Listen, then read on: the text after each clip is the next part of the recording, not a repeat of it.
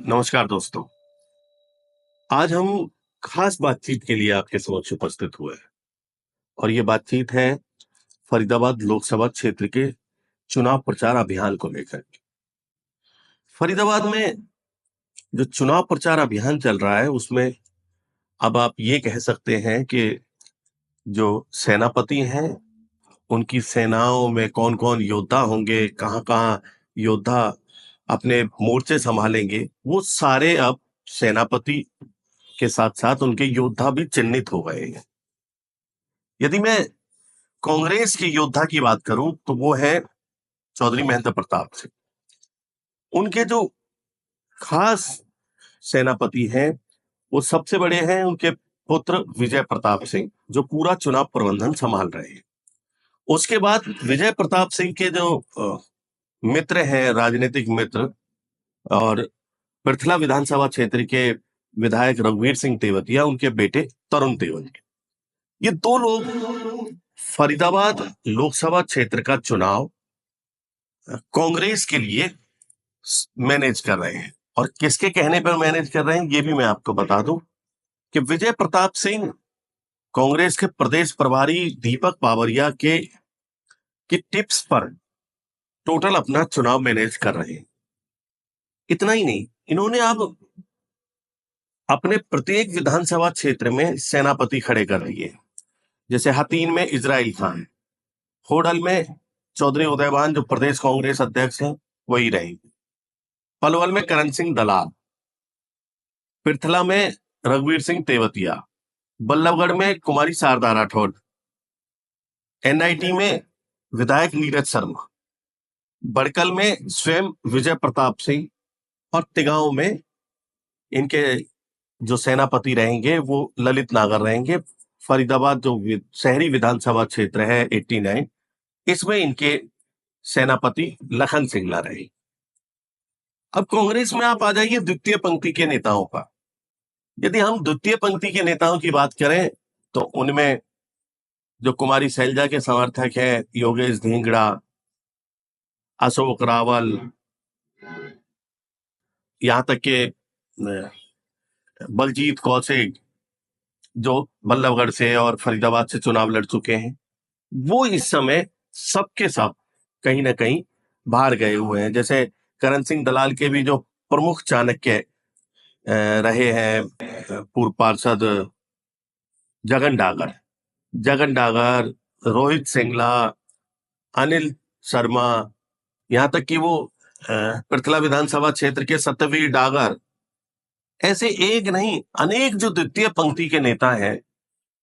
उन लोगों को ये तो हो गया कि भाई ये भूपेंद्र सिंह हुड्डा ने जो टिकटें घोषित कर रखी हैं 9 विधानसभा क्षेत्रों में, वही टिकटें चौधरी महेंद्र प्रताप सिंह ने घोषित कर दी है। तो इसलिए अब द्वितीय पंक्ति के नेताओं की कांग्रेस में कहीं टिकट के लिए दाल गलने वाली नहीं है, खासतौर पे हुड्डा और महेंद्र प्रताप सिंह गुट में। इसलिए उन्होंने अपने अपने जो उनके अपने हस्तनापुर है, जो उनके अपने संरक्षक नेता हैं, उनके विधानसभा या उनके लोकसभा चुनाव क्षेत्र में जाकर के प्रचार करना शुरू कर दिया है, या प्रचार संभाला हुआ है। अब तो वो वापसी के कगार पे है, पिछले 15 दिन से उन्होंने वहां प्रचार संभाला हुआ है। ये मैंने नेता बताया जो कुमारी शैलजा के यहाँ भी गए हैं, खुद दीपेंद्र हुड्डा के यहाँ भी जगन डागर पहुंचे रहे हैं। ये सेनापति सारे के सारे और द्वितीय पंक्ति के जो कांग्रेस के नेता हैं, उन्होंने एक तरीके से अपनी पार्टी में सीट युद्ध भी दिखा रखा है कि भाई अब हम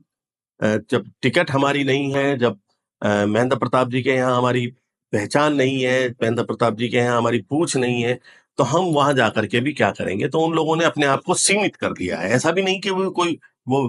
बीजेपी में जाकर के काम कर रहे हो या पार्टी विरोधी गतिविधियों में काम कर रहे हो, ऐसा कुछ नहीं है। वो लोग केवल अपने घरों तक सीमित हो गए हैं या अपने जो राजनीतिक आका हैं उनके चुनाव क्षेत्र तक सीमित हो गए हैं। दूसरी तरफ आप आ जाइए भारतीय जनता पार्टी के योद्धा कृष्णपाल गुर्जर की तरफ। कृष्णपाल गुर्जर के जो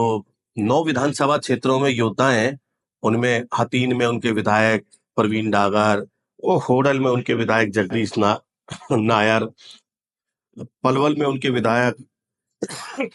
दीपक मंगला, पिरथला में उनके निर्दलीय विधायक नैनपाल रावत, बल्लभगढ़ में उनके विधायक और मंत्री मूलचंद शर्मा, एनआईटी में उनके पूर्व विधायक नगेंद्र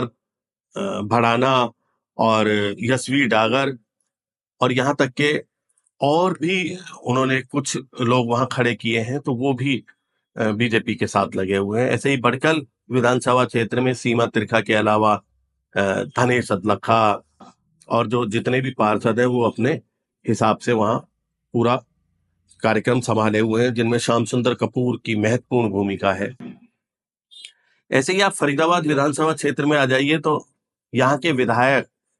को पार्टी की तरफ से जिम्मेदारी दी गई है, लेकिन उसके अलावा जो कि सबसे ज्यादा लीड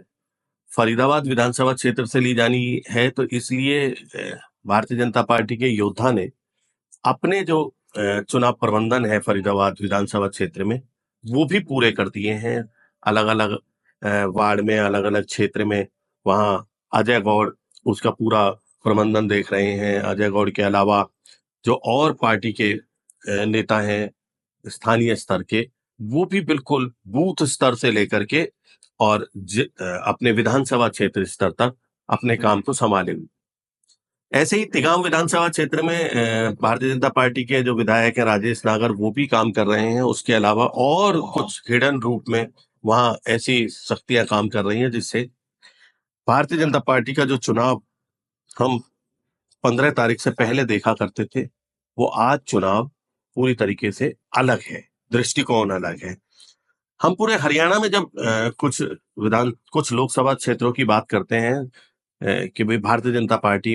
किन सीटों पर आगे है, तो उनमें हम सबसे पहले 1 नंबर पे लेते हैं गुड़गांव, 2 नंबर पे लेते हैं हम करनाल, 3 नंबर पे हम लेते हैं फरीदाबाद और 4 नंबर पर हम लेते हैं कुरुक्षेत्र को। इस तरीके से ये जो सीटें अब हरियाणा में चलती जा रही है, जैसे कांग्रेस के लिए हम पूरे हरियाणा में सबसे पहले 1 नंबर पर सीट लेते हैं रोहतक, 2 नंबर पर जो जीती हुई सीट मानते हैं वो सिरसा की कुमारी शैलजा की, 3 नंबर पर जो हम सीट कांग्रेस की जीती हुई मानते हैं वो भिवानी महेंद्रगढ़ की, और 4 नंबर पर जो हम सीट मानते हैं वो हिसार की भी मानते हैं। ये और बाकी कुछ सीटें जो हैं जैसे अंबाला की सीट, वो फंसी हुई सीट मानी जा सकती है। कल जो किरण चौधरी और दान सिंह के बीच में राहुल गांधी के सामने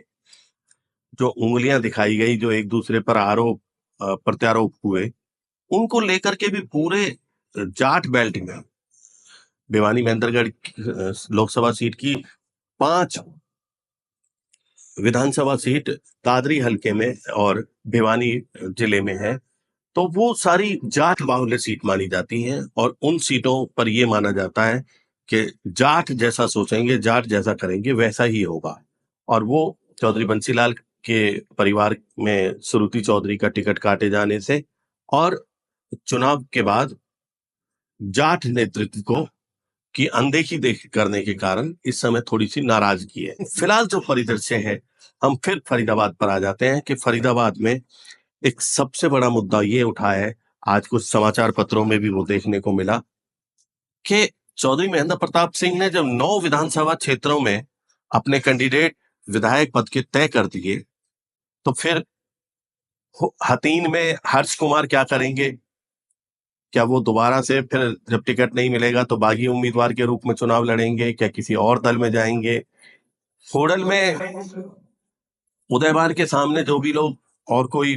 पहला फिलहाल है ही नहीं जब से वो प्रदेश अध्यक्ष बने हैं, तो वहां हम कोई बात नहीं करते। लेकिन पलवल विधानसभा क्षेत्र में करण सिंह दलाल के सामने कांग्रेस में अब पूर्व विधायक सुभाष चौधरी की दावेदारी बन गई थी, लेकिन अब सुभाष चौधरी की दावेदारी पूरी तरीके से छीन कर दी गई है, क्योंकि करण सिंह दलाल ने महेंद्र प्रताप सिंह को अपना समर्थन दे दिया है।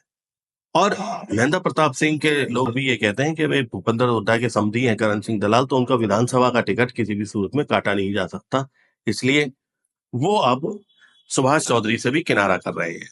पिरथला में भी जितने भी नेता हैं उन सबको खुद कह दिया गया है कि भाई अब आप लोग शांत रहिए, वहां रघुवीर सिंह तेवतिया के अलावा और हमारे पास कुछ नहीं है। ऐसे ही एनआईटी में जितने भी कांग्रेस के और नेता उन सबको कह दिया गया, आप पार्षद की सोच सकते हो, आप किसी और पद की सोच सकते हो, लेकिन विधायक पद के लिए केवल और केवल केवल और केवल नीरज शर्मा ही रहेंगे। बल्लभगढ़ विधानसभा क्षेत्र में भी जितने नेता टिकट के दावेदार हो रहे थे, चाहे वो कोई अग्रवाल हो रहे थे, चाहे कोई वो पंडित वर्ग के हो रहे थे, चाहे कोई पंजाबी वर्ग से हो रहे थे, उन सबको कह दिया कि कांग्रेस में केवल और केवल शारदा राठौर ही उनकी उम्मीदवार रहेगी।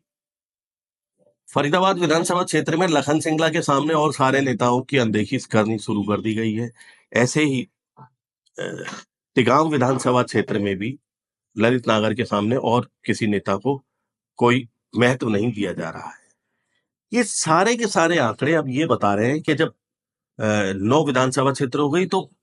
कांग्रेस 9 विधानसभा क्षेत्र में किसी भी एक पंजाबी को विधानसभा में टिकट नहीं देने जा रही है। ये एक लबो लुबाब इस हमारी आज की वार्तालाप का रहा है।